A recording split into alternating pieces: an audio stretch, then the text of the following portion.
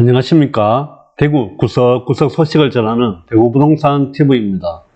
2021년 6월 10일 오늘 영상은 6월 9일 영상에 이어서 지역주택조합 바로 알고 투자하자 2편으로 중도금 대출 등과 관련되는 내용을 올릴까 합니다. 지역주택조합에 대해서 좀 더 살펴보겠습니다. 지역주택조합이 대체적으로 이루어지는 쪽은 재개발 사업이나 재건축 사업 등 정비구역이 지정이 되지 않은 쪽에서 시행이 됩니다. 재개발이나 재건축 등 정비사업이 지정되어 있는 지역은 재건축 재개발 사업으로 진행이 되기 때문에 이런 지역을 제외한 지역에 시행이 되게 되는데, 통상 민영업체 개발 방식이라고 해서 지주들에게 접근을 해서 동의하게끔 합니다.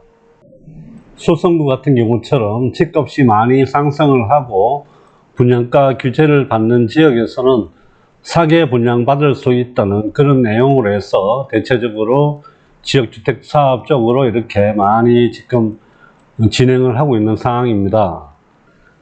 지역주택조합이 대체적으로 들어서는 지역은 재개발이나 재건축이 되지 않는 지역입니다. 반면에 어느 정도 오래된 주택들이 많이 있는 쪽에 이렇게 지역주택조합 사업이 진행이 되고 있습니다. 위치가 나쁘지 않다 보니까 조합원 모집을 하는데 좀 더 수월하게 접근이 됩니다. 조합원으로 가입을 하시는 분들은 위치가 좋다는 것 때문에 대체적으로 많이 가입을 하시게 되는데, 역설적으로 생각을 해 보신다면 조합원으로 가입하시는 분들이 위치가 좋다고 생각하신다면 기존에 갖고 계시던 분들은 더더욱 위치가 더더욱 좋다고 할 수밖에 없습니다. 그렇다 보면 이 토지나 주택을 매입하는 데 있어서 기간이 오랫동안 소요가 될 것이며, 아니면 비용 부담이 애초 비용보다 훨씬 더 많이 들어갈 수밖에 없습니다. 지역주택조합은 100% 추가 분담금이 나온다는 거 생각을 하셔야 됩니다. 기간이 늘어나고 비용 부담이 많이 늘어날수록 조합원의 추가 분담금은 시행이 된다고 하면 꽤 많이 눈덩이처럼 불어날 수밖에 없는 그런 여건을 가지고 있다는 거 참고하셔야 될 것 같습니다. 지역주택조합은 일정한 부지에 이렇게 토지 작업을 해서 여기에 아파트를 건설을 하게 되는데, 예전 영상에서 말씀드렸던 것처럼 우리가 주택 한 채를 매매하고 매수하는데도 굉장히 밀고 당기기를 하면서 계약이 성사되는 경우도 있고 또 계약이 깨지는 경우도 많이 있습니다. 매물이 나왔다가 다시 들어가는 경우도 비일비재합니다. 특히 가격이 올라가고 있을 때는 지역주택조합은 이 넓은 지역에 여러 채의 집들을 다 매도해서 동의서를 받아야 됩니다. 이 부분이 결코 쉽지 않은 작업이라는 거, 조합원으로 가입을 하시더라도 이 부분에 대해서 생각을 하시고 기간이 많이 걸린다든지 이런 부분들은 꼭 염두를 해 두셔야 될 것 같습니다. 이렇다 보니 지역주택조합의 성공 확률은 전국적으로 24%입니다. 실패 확률은 76%가 되기 때문에 성공보다는 실패로 이어질 가능성이 많습니다. 그야말로 도 아니면 뭐가 될 가능성이 많기 때문에 추후에 기회비용이나 이런 부분들을 생각하시면 신중하게 접근을 하셔야 될 것 같습니다. 그러면 지역주택조합의 절차를 살펴보겠습니다. 조합원 모집 공고를 하게 됩니다.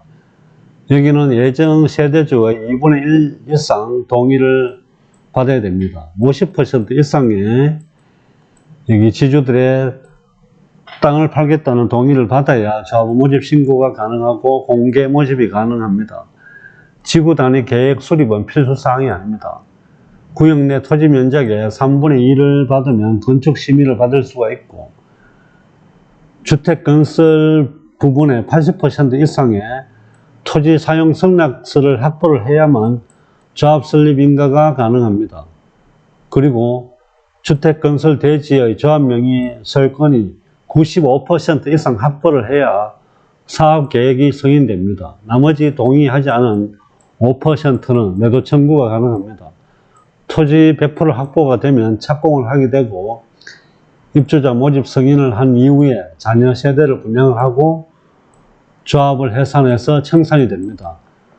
이 과정이 굉장히 어렵습니다. 주택 건설 80% 이상 동의 받는 것도 굉장히 힘들 뿐더러 95%까지 가기에도 굉장히 시간이 많이 소요됩니다. 이 기간 동안에 기간이 소요가 되고 그리고 금액이 많이 상승을 하게 되면 여기에 참여한 조합원들의 추가 분담금 비용도 엄청나게 많이 늘어날 수 있습니다. 결코 쉬운 사업이 아니다는 거 알고 지역주택조합에 가입을 하셔야 될 것 같습니다. 지역주택조합의 신탁 역사에 대해서 살펴보겠습니다. 지역주택조합 사업을 위해 조합 설립 인가 후에는 비법인 사단인 조합이 생깁니다. 이 부분은 조합원과는 분리되는 별개의 권리 의무 주체가 될 수 있기 때문에 조합원이 매입한 토지는 조합 명의로 등기를 하고 조합원의 지분을 신탁결사에 맡기게 됩니다. 만약에 신탁을 하지 않게 되면 조합원의 채권자가 채권을 행사할 수 있고 가처분이라도 결정이 나게 되면 인허가의 장애가 발생할 수 있으며 토지가 공유이기 때문에 매번 계약 시 공유자 전원의 동의를 받아야 하는 번거로움이 발생하게 되는 관계로 신탁은 필수라고 할 것입니다. 지역주택조합의 중도금도 살펴보게 되면 중도금 대출을 받으시게 되면 신용이 하락할 수 있습니다. 우선적으로 계약금과 업무 추진비를 납입하고 나면 사업 진행 과정에 사업비 인상을 이유로 분담금이 상승할 수 있는 소지가 있습니다. 그렇게 된다면 예상의 돈이 필요할 수 있습니다. 중도금 대출 횟수가 보통 5회로 나누어지고 있고 그것도 대출이라고 신용에 영향을 미치게 됩니다. 그래서 신용 변동으로 인해서 마지막 대출이나 잔금 대출이 안 될 수도 있습니다. 조합원별로 이 부분은 꼭 참고하셔야 될 것 같습니다. 지역주택조합의 분담금 납부입니다. 분담금은 이른바 중도금이라고 하겠는데 중도금이 1차 이후에 얼마의 기간을 두고 2차 납부를 하게 되는지도 확인해야 됩니다. 중도금 대출이 보통 60%로 구성되어 있고 이 중도금을 설명할 때 아무 조건 없이 되는 것처럼 말을 하지만 중도금은 회차가 늘어날수록 신용에 영향이 미치게 된다는 점도 함께 고려하셔야 됩니다. 특히 수성구처럼 투기과열지구에는 60%의 중도금 대출이 되지 않는다는 점도 꼭 참고하셔야 될 것 같습니다. 노원구청에서 노원구 관내에 현수막을 붙이는 내용입니다. 지역주택조합 가입 계약을 신중히 하라. 지역주택조합은 가입할 때 꼼꼼하게 체크하라는 내용입니다. 지역주택조합은 성공 확률보다 실패할 확률이 높은 사업입니다. 하기 때문에 금전적인 손해를 보시지 않으려고 하면 꼼꼼히 체크를 하셔야 됩니다. 지역적인 특성보다는 얼마만큼 토지에 대한 성락이 받아져가 있는지 이 부분이 훨씬 더 중요합니다. 대체적으로 위치가 나쁘지 않은 지역에 이렇게 작업이 들어가기 때문에 위치만 보고 조합을 가입을 하시게 되면 큰 낭패를 보실 수가 있습니다. 지역주택조합에 가입을 하시게 되면 취소가 쉽지 않습니다. 지역주택조합 설립 인가 후에는 이미 탈퇴가 쉽지 않습니다. 조합의 입장에서도 탈퇴를 많이 하게 되면 사업이 지연될 수 있고 그로 인해 사업비가 상승할 수 있는 문제점이 발견하기 때문에 승계해주지 않는 이상은 거의 대부분 탈퇴가 안 된다고 보시면 됩니다. 조합과 조합원의 이해관계가 대립되어 탈퇴가 어렵다면 조합의 기책 사유가 있는 경우에는 물론 탈퇴가 가능할 수도 있습니다. 지역주택조합은 성공 확률은 24%, 실패 확률은 76%입니다. 제대로만 운영되면 요즘같이 청약 열기가 높은 시점에는 싼 값에 내 집을 마련할 수 있는 좋은 기회이지만 그 안에도 사리고 있는 위험 요인을 제대로 알고 꼼꼼히 따져보고 가입하시는 게 현명한 판단이라고 생각을 합니다.